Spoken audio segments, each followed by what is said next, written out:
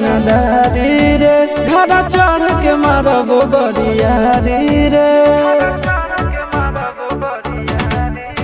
छूट जी तो कैल रंगदारी रे घर चढ़ के मारब बरियारी रे तोरा बाप के न तोरा दादा के चिन्हबहु बेटा सब गोली मारबहु तैगो गिनबहु तोरा बाप के न तोरा दादा के चिन्हबहु बेटा सब गोली मारबहु तैगो गिनबहु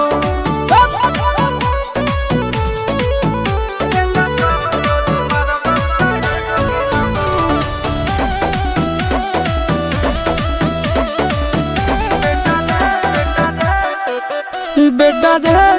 काटा से ठोक देबौ चिमनी के भाटा में झोंक देबौ देखबौ कवन बाप बचैतौ तोरा प्रशासन के गाड़ी भी रोक देबौ बेटा जी सुनो बेटा रे काटा से ठोक देबौ चिमनी के भाटा में झोंक देबौ देखबौ कवन बाप बचैतौ तोरा प्रशासन के गाड़ी भी रोक देबौ तोरा जैसन के हम खड़े खड़े गिनबौ बेटा सब गोली मारबौ तैगो गिनबौ तोरा बाप के न तोरा दादा के चिन्हबौ बेटा सब गोली मारबौ तैगो गिनबौ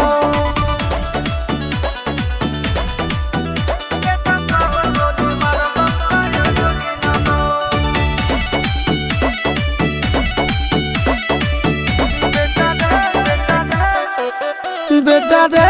दौड़ा के बाजार में मारबौ गोली तोर कपार में रंगदारी जे करम भी बिहार में गड़ देबौ गंगा जी किनार में इतना मार पड़तो न बेटा बेटा रे दौड़ा के बाजार में मारबौ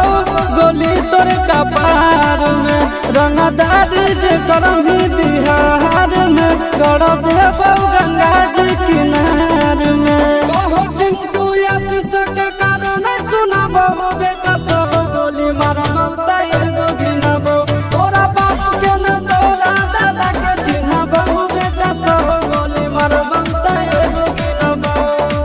मारत मारत पिछुआरा लाल कर दे बेटा ध्यान से बाप इधर है।